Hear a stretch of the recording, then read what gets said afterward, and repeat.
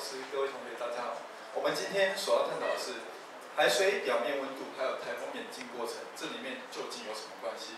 我们实战老师是庄福泰，我是张家显，他洪明佑，然后他是我们的杨正汉。接下来，我们研究动机是因为台湾每天不是每天，每年都会常常受到台风的影响，所以我们想说，我们就来研究一下台风。下一张。我们研究目的是想要了解过去海水温变化究竟跟台风之间到底有什么关系。Next one。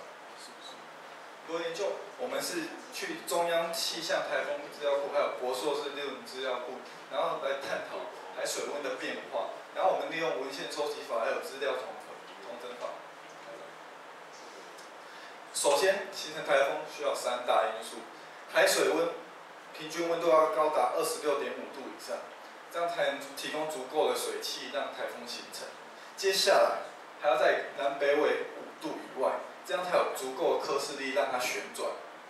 然后它还需要低层浮合跟高空浮散。低层浮合就是在台风的底层形成一个气团，然后上升，再浮散，然后形成一个循环，然后台风就会不断的增长，然后海水就会不断的蒸发，台风就会不断的变强。然后我们是到台风资料库申请使用权，再从当中挑选台风来研究，还有利用MyNISA Data 的资料。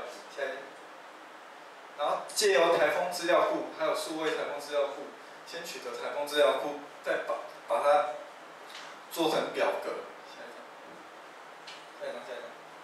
接下来，我们现在看到第一个台风天兔台风，这是。红色这条线是海水温，海水温是右边的数据，是30.5度这边，然后蓝色这条线是中心气压，它是左边这里，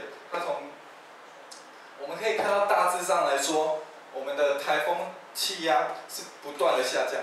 当台风的气压不断下降的时候，就是台风不断变强的时候，然后它的温度海水温的温度平均也是不断的下降。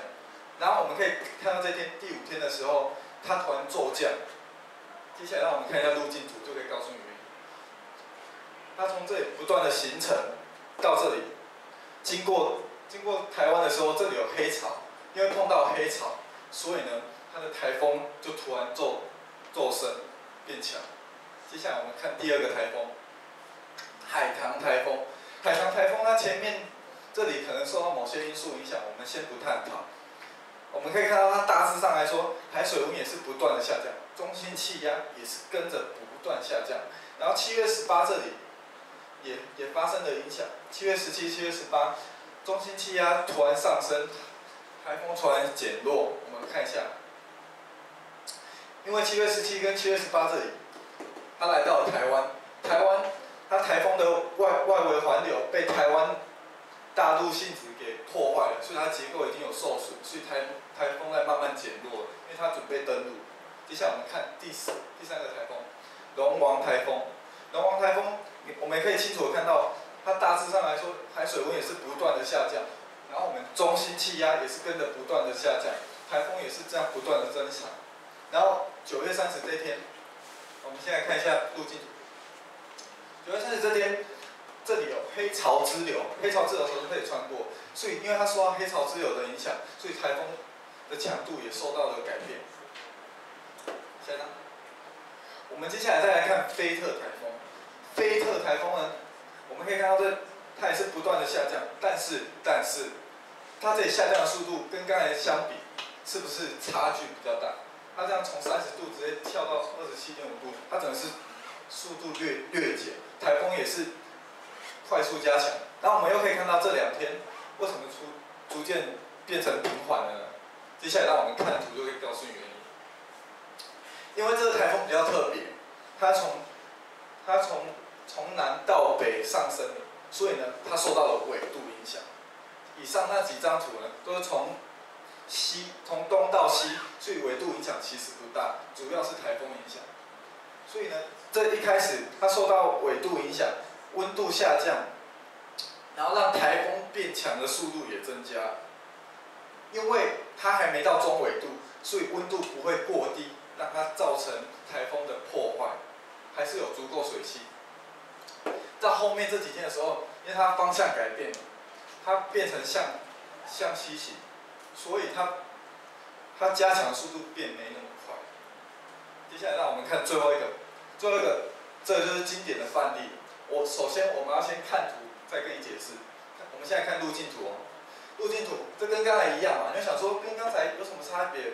不是说从南到北吗？不，上次刚才那张纬度虽然有纬度影响有点大，但是它还没到中纬度。我们可以看到，它后来已经到35度了，这里温度平均大概只有20几度而已。所以呢，台风后来到中纬度的时候，因为海水面平均温度过低，然后它蒸散作用就变缓，然后无法提供足够水汽给台风，所以台风的结构就会慢慢的散失，它只能靠它自己内部的力量来维持它自己的运作。来，让我们回去看一下那张图，我们可以看到，它一开始也是这样急剧的加强，然后到这天，它已经接近中纬度了，它已经没有那个水汽让它再增强，所以它就会逐渐的减弱。所以这就是为什么中纬度地区台风比较少的原因。来，接下来我们做结论，我们可以发现海水温都是介于30到28。你想说，刚才明明就有20几度了，因为那是受到纬度影响，因此受到纬度影响，它也慢慢的在减弱。然后经由图表发现，海水温度跟中心气压都是呈现逐渐下降。以大部分来说，如果扣除那些其他的外在因素的话，它都是逐渐同步下降。接下来第3点，我们可以看到台风中心气压下降是台风越来越强大的过程。台风吸收海水的能量，导致海水的水温不断的下降，而大量水汽送到台风内部环流，然后释放潜热，使台风的动能会增加，凝聚空气，中心气压值也逐渐下降。水汽是台风主要能量的来源。另外，经由图9跟图10也发现，随着纬度增高，海水温降低，而台风所吸收的热能也相对变少，中心气压也随之升高，可见海水温度对台风强度影响非常的重大。接下来是我们的研究工序，然后我们想说留一点时间让大家发问，如果各位有什么问题，现在可以提出来。有一些疑问或问题吗？就是心中有疑问，想要了解更多，或者对刚才有不清楚的地方，现在都可以提问。如果没有的话，就谢谢聆听，谢谢大家。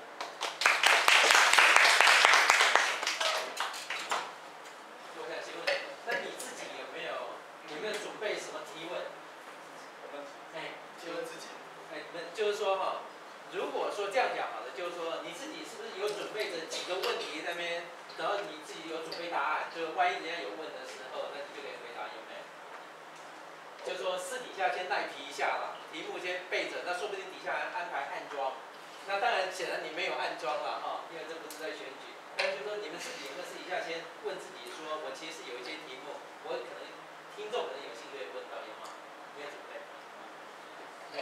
没有关系，我不在质询你们哈，我只是说有些时候哈，你其实可以做这方面的尝试啦，就心里面预先设想听众可能会问你什么问题。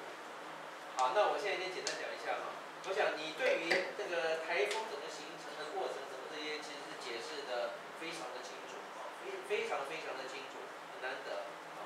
然后刚才在画这些台风图的时候，因为你其实那个台风的数据图的时候，你的横轴是时间，第1天、第2天、第3天嘛，对不对？那我其实是看了2、3张图了以后，我才知道说你的横轴想要表示的是时间。那这个部分的话，其实就是希望同学以后都能够注意一下。尤其是当你图表类似的图表，如果说有好几张的一起，每次都要呈现的时候，事先先解释清楚的话，甚至你可以跟你的听众强调说，注意哦，我这个图的话，你会反复看过几次哦，所以请你记得，我等一下横轴是什么东西，纵轴是什么东西，那会对听众是有帮助的。然后你的题目是台风啊，我们演讲者的台风其实也非常的好，他讲东西其实除了非常清楚以外，而且你是很有信心的，你对自己的东西常好。那另外就是说我们整个团队的那个合作其实也看起来可以合作非常好。你在做呈现的时候，你需要下一张或什么之类来回变的时候，你的团队的成员的话，大家其实都可以马上就